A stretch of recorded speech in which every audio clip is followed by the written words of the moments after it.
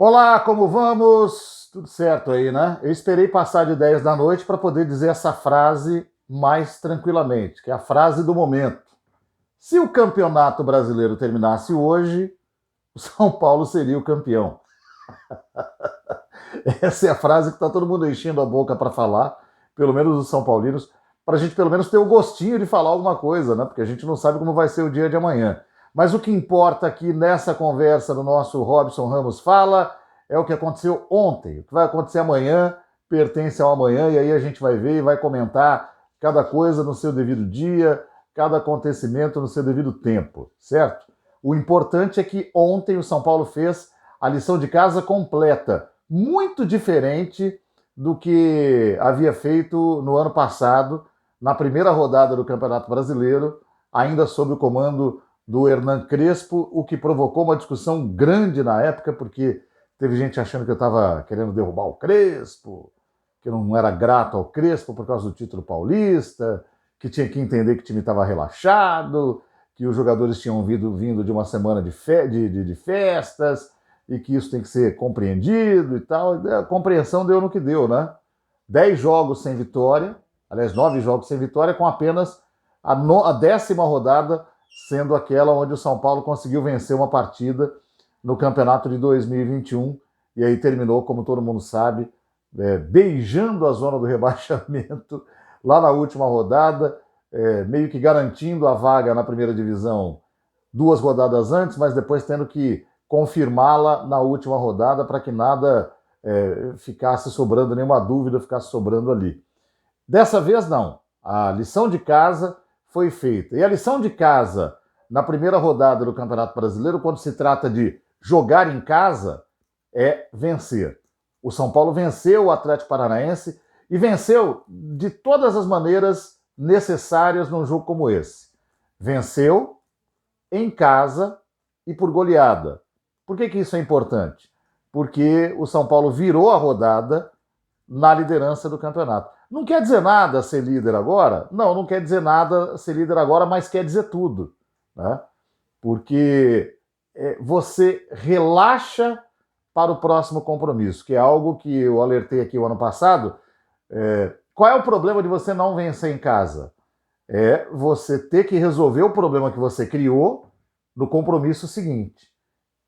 E quando esse compromisso é fora de casa e contra um adversário difícil, você pode flertar com a chance de não vencer.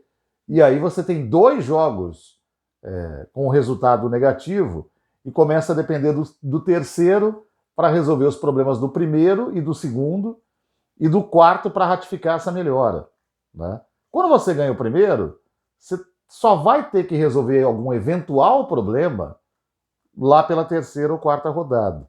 Você tem uma, pelo menos, de respiro. Não estou com isso querendo liberar o São Paulo para perder o próximo jogo, não.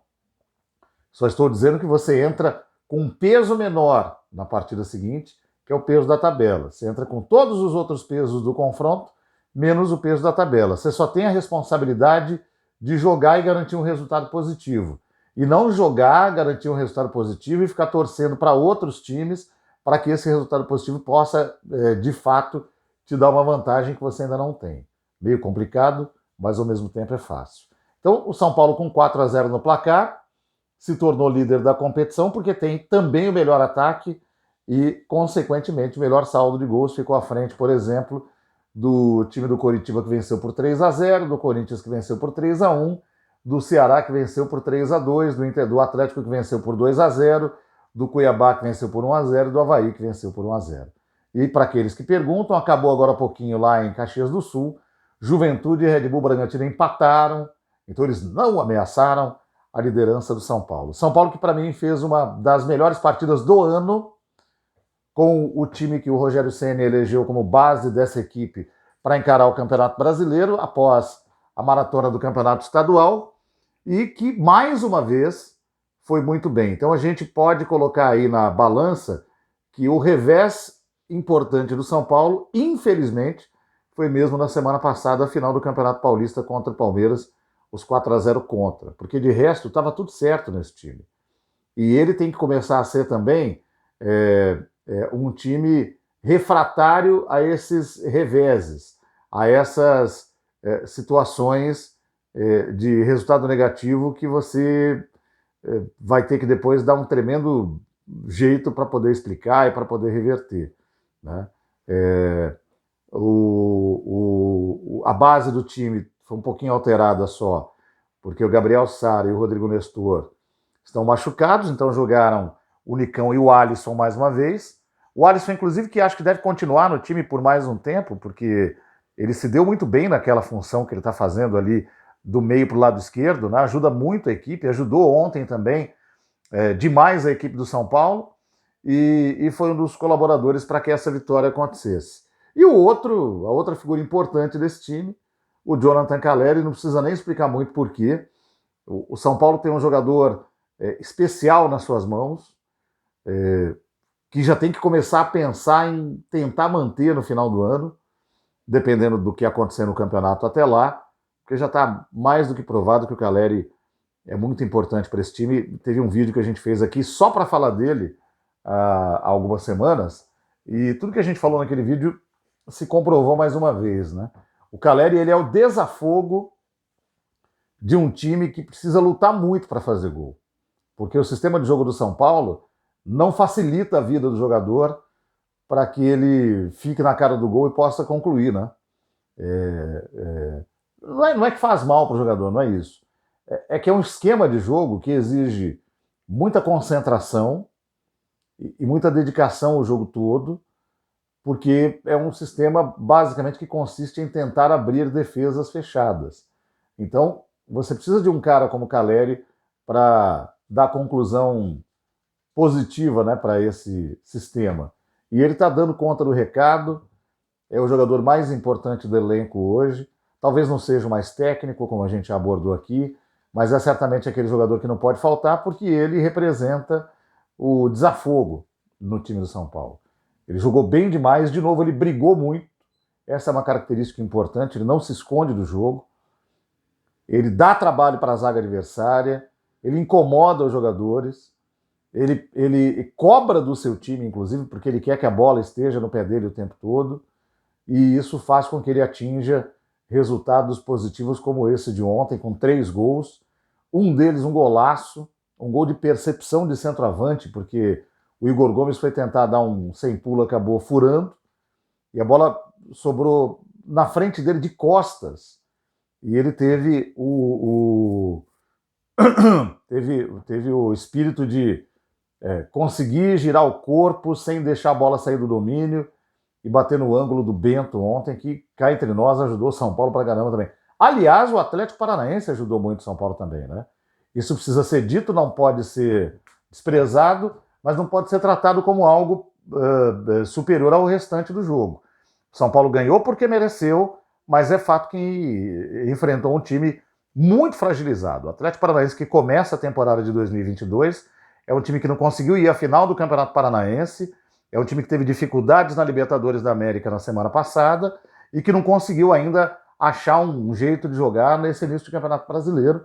Tanto é que depois do jogo de ontem, o Alberto Valentim, técnico do Atlético, acabou deixando a equipe, conversou lá, enfim, fez um desabafo no final, agradeceu ao clube, enfim, mas não conseguiu segurar. Isso não quer dizer que o São Paulo ganhou só porque o Atlético Paranaense é fraco, mas o time fraco faz parte do contexto, né? Você tem que derrotá-lo. A gente já falou isso aqui também quando estava analisando o Campeonato Paulista, né? Então você não pode desprezar a vitória porque ela foi contra um time enfraquecido. É o caso do Atlético Paranaense, um time enfraquecido, não é originariamente fraco. Quando um time se apresenta em inferioridade em relação aos seus, tem que tentar ganhar.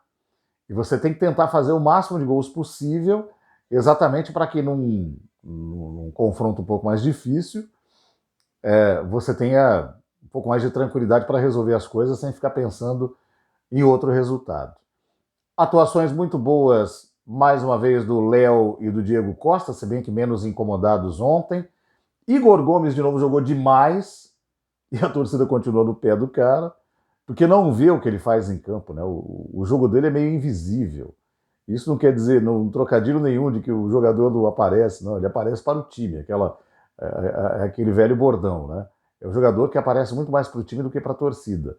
E está ajudando demais, porque ele é o cara que é encarregado de ajudar a arrumar o time quando ele está em maus momentos. Isso aí pouca gente vê. E ele consegue fazer isso, porque ele está em quase todos os lugares do campo. É um jogador muito dedicado. E o Rogério conseguiu enfiar na cabeça dele que ele precisa se preocupar exatamente em ser dedicado. Outra boa atuação foi do Nicão, não foi exatamente o craque da partida, mas talvez tenha sido o jogo onde ele atuou melhor. O Luciano entrou e em pouco tempo jogou demais, fez um gol, dominou o meio de campo ali, foi o jogador da assistência de classe desse time. Entrou no lugar do Éder, que mais uma vez cumpriu uma função importante. Também é um jogador que não pode ser desprezado pela torcida, apesar de não aparecer tanto, mas ele vai lá atrás e marca, ele ajuda na defesa, ele ajuda a fazer contra-ataque, apesar de não ter a velocidade ideal para isso, mas ajuda com o passe, ele trabalha na lateral de área para jogar a bola dentro da área, ele aparece para concluir quando a bola vem de fora da área para a área e ele lá está. Ontem ele participou ativamente do primeiro gol do São Paulo, quando ele tenta o cabeceio e o goleiro rebate, o Calleri aparece para concluir.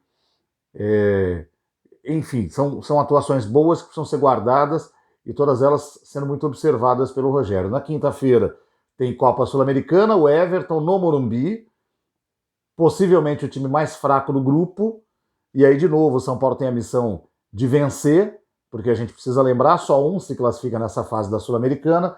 O Rogério deve usar aquele time que ele chama de alternativo, mas que, aliás, é um bom time. Aliás, quando o São Paulo arma a substituição na lateral de campo, atualmente dá gosto de ver, né? Até pouco tempo atrás não dava muito, não. Mas você tem o Rigoni entrando, você tem o próprio Luciano entrando, às vezes você tem o Miranda, algumas vezes você tem o Arboleda, você tem uma baita equipe também no banco, né? De jogadores que, se não estão em grande fase, contribuem com a sua experiência e esse time vai para campo na quinta-feira, certamente, para enfrentar o time chileno. E no domingo tem o Flamengo pelo Campeonato Brasileiro. A gente ainda vai avaliar nessa semana se é para ter medo do Flamengo ou não, porque no papel o Flamengo é uma grande equipe, o Flamengo é o campeão brasileiro de 2020, é o vice-campeão brasileiro de 2021, é o time que incomodou na Libertadores da América nos últimos 2 anos, que ganhou Copas, que ganhou o Campeonato Carioca, exceto esse ano, que tem um grande elenco ainda, cujo técnico ainda não conseguiu tirar o melhor, mas vai tirar, porque ele também é um bom técnico, ele só precisa de mais tempo, mas eu não acho que será contra o São Paulo no domingo, e a gente vai explicar em outro vídeo. Eu só acho que o São Paulo tem uma chance real de vencer de novo o Flamengo no Maracanã, o que seria espetacular para essa primeira parte do campeonato, porque não tem moleza no Campeonato Brasileiro, né? É o Flamengo no domingo que vem no Maracanã, e depois o São Paulo vai enfrentar o Santos, no estádio do Morumbi. É clássico atrás de clássico, é jogo importante atrás de jogo importante. Então, se você bobeia em casa ontem, você se obriga a ganhar do Flamengo no Maracanã. E jogar com o Flamengo no Maracanã, precisando ganhar, jogando com obrigação, é diferente de você jogar contra o Flamengo no Maracanã, podendo ganhar, mas se dando ao luxo de empatar. E é diferente de você perder em casa o jogo de ontem, eventualmente perder para o Flamengo no outro domingo e ser obrigado a ganhar o clássico na outra semana. São situações completamente diferentes que, jogo a jogo, vão se apresentando para os times. Por isso que é um campeonato que não tem moleza e não se deve bobear, né? Se o Palmeiras perder em casa, ele vai ter pela frente Goiás fora, Corinthians em casa, Goiás fora, Flamengo fora e Corinthians, que é um jogo que seria em casa, mas talvez não seja, porque vai ter outro show no Allianz Parque. E se o Palmeiras não consegue vencer esses próximos 3 jogos, o que não é impossível, como é que fica a situação palmeirense no Campeonato Brasileiro? É para pensar. E é um time para ganhar o campeonato, né? É o principal favorito esse ano, na minha visão. Mais do que Flamengo e Atlético Mineiro. Mas se bobear nas primeiras 4, 5 rodadas, terá problemas. Isso vale para qualquer time nesse campeonato também. Então é isso, gente. Tá falado. Quinta-feira tem jogo da Sul-Americana. Depois tem a gente aqui também. E vamos nos falando aqui no nosso canal. Grande abraço para todo mundo. Curta, compartilhe com os amigos. Diga onde nós estamos. Bate aí no sino para se inscrever também, para receber novidades da gente aqui. Valeu, grande abraço!